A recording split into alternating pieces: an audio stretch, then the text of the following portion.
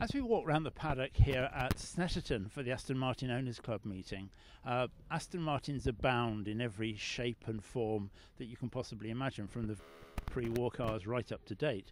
But Andrew is with me here, and you've got a different take on an Aston Martin here.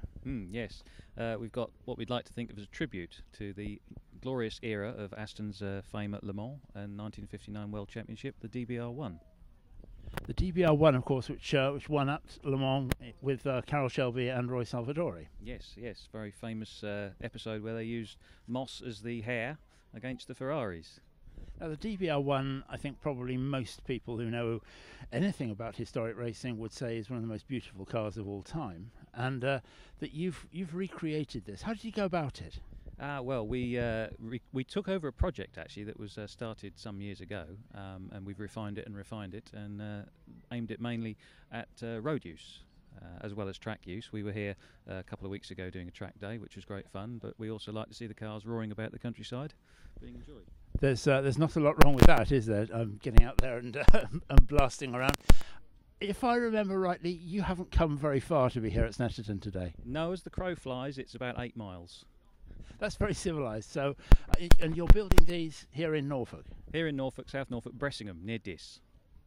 And the cars, tell me a bit about the cars. We build a perimeter space frame chassis, usually offered with a choice of glass fibre or aluminium bodywork. It's about 50-50 split between the customer's choice for those options. We tend to use a Jaguar XK power unit, but we can of course source Aston units and fit those as well. So you've gone the whole hog. How many have you built so far? We've built 24. The whole hog is a bit tricky to do completely because of the bespoke transaxle components and things that the car's used in period, but we get as close as we can. So there are 24 when there were only 5 DBR1s? Five R1s and 2 R2s, yep. So that's, you've already excelled the original model by a long way in that case. The car itself, yes, sure, it looks like a DBR1. Does it drive like a DBR1? Oh, it's beautifully balanced. Yes, we had it round the track here a couple of weeks ago, as I said, and it doesn't display any vices at all. It communicates what it's going to do, and you can really get the best out of it. It's lovely. I have to commend you on the fact that you've undoubtedly got the Aston Martin green right. That you see various different iterations of Aston Martin green, don't you? But certainly in this case, you got it right. Have you ever built one in a different colour? No, well, any colour you like as long as it's green. Because obviously the DBR1, as Historic Racing News readers will know, ran in the Border Reivers colours later in its history, so you haven't had anybody ask you to build one in dark blue. Well, we have actually, but we always point out that everybody will think it's an Ecuria Cost D-type. Good point. Yes, indeed. So you're having that, and you're here really as a flag waving exercise, presumably. Yes, it's the local Aston Martin Owners Club area do, so we'll be having a barbecue this afternoon and meeting a few old friends. And presumably you've got a nice full order book, have you? Well, there's always room for one more, Paul. I'm sure there is, but it's great to see that something different is here, and the reaction you get from Aston Martin owners themselves, is there anybody who sort of says you shouldn't be here? No, they're all very supporting. Yeah, they all love to see them around.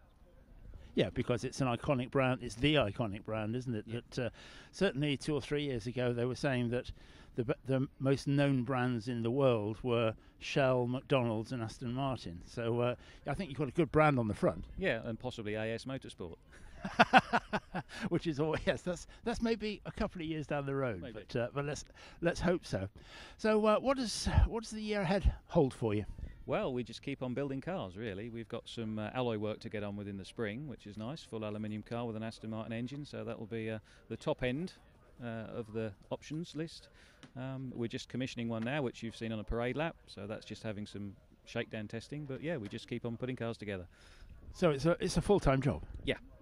And you're having lots of plans for the future in terms of just more and more cars of the DBR1 flavour, are you? Yes. As we go along, we keep refining things and sourcing parts, and if we can't source them, we get them manufactured. So we just keep refining things.